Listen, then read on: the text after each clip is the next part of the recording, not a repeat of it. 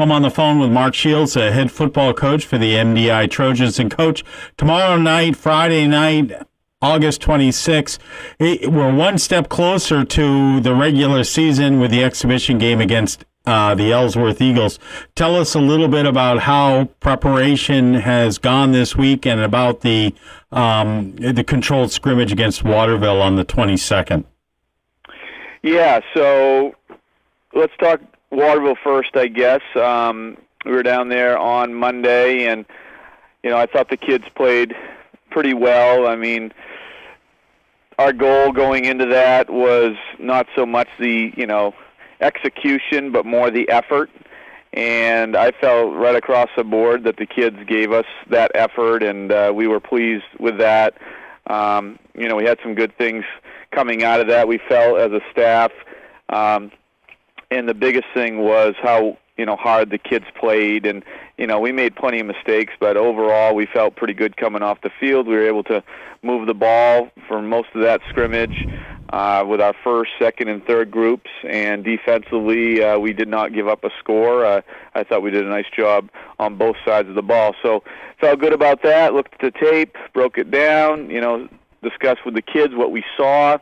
And then we start to prepare for our next opponent, which is Ellsworth, which has been a quick week.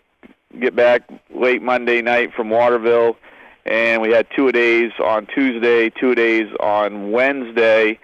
Now being Thursday, we'll have more of a pregame type practice where we'll run through what we do before a game, as far as, who goes out on the field when and what we do in our pregame.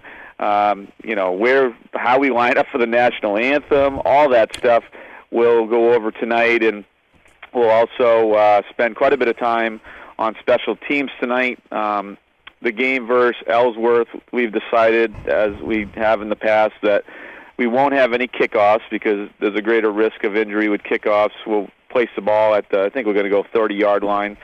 Punts will be dead, so the kid, the punt will line up and punt. We'll work on the snap. We'll actually punt it away, and then the returning team will just fair catch it. Everything up front is dead. Nobody will be, getting blocking, their opponent.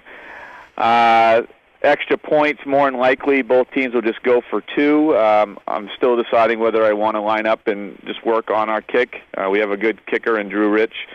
He looks good in practice, so we might do that. I don't know, but historically in this game we have just gone for 2. So, yeah, I felt like it's been a quick week of practice. We haven't put in a lot of new stuff from the Waterville game. Offensively, we've put in a few new things. Defensively, pretty much just getting better at what we're doing, fine-tuning what we're doing, and, ultimately our goal is, to get ready for Foxcroft the following Friday. Yeah, I mean, you don't want to put anything out because you share tapes, and this is an exhibition game. You need to hold something back for September 2nd.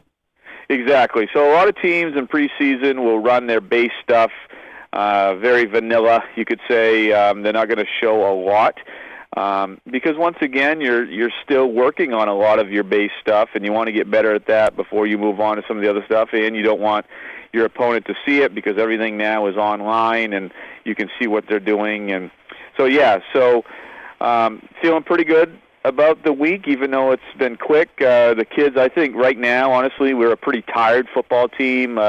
Looking at the kids last night coming off the field, it was our last double session day. We worked them real hard in the preseason. We've done a ton of conditioning with our kids.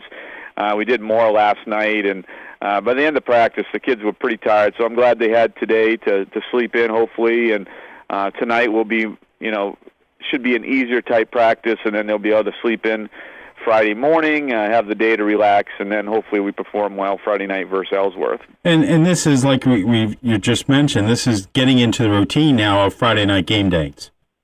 Yep, exactly. So, for us, because we are a school that has lights, most of the schools in our conference, besides Waterville and Winslow, I believe, are the only two that don't. Right. We play a lot of Friday night games, so it's important that we get accustomed to playing later in the day, the evening game, and we talk to the kids a lot about how do you conduct yourself throughout the day on a game day? And most of the time we're going to be in school, so that for starters they better be in school. Right.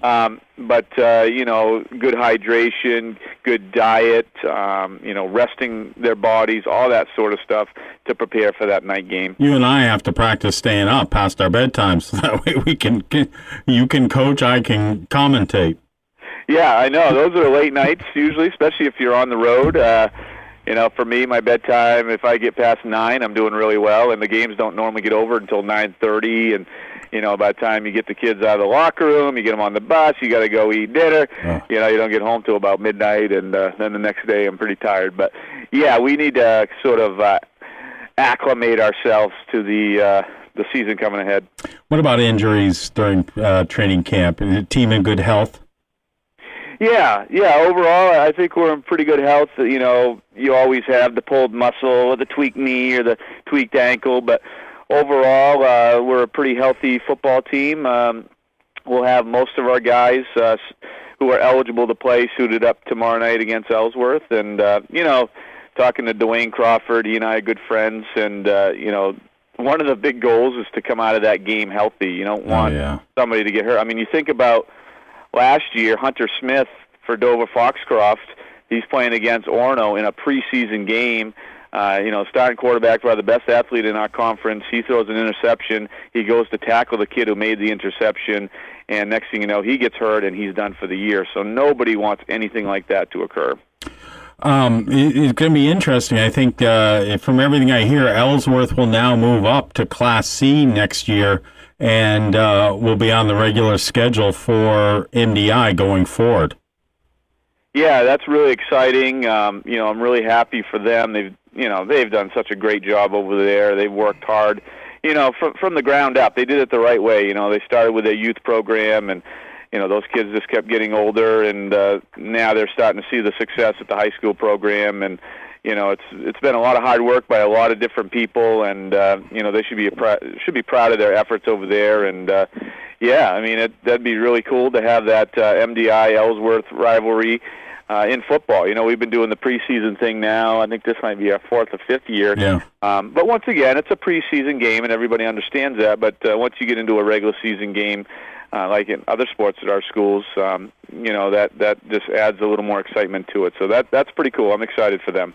All right, Mike's yours. What do you want to say to the fans listening around the world on WDEA Internet Radio on Friday night?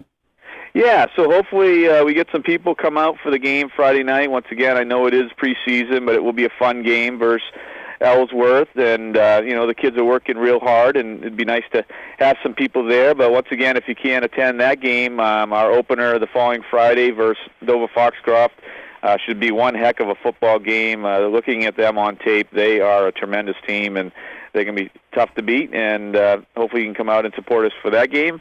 Hopefully you can come support us for both games. So, once again, thank you for your continued support, and we hope we make you proud again this year. All right, Coach. Best of luck. Practice tonight and in the game on Friday. Thank you, Chris.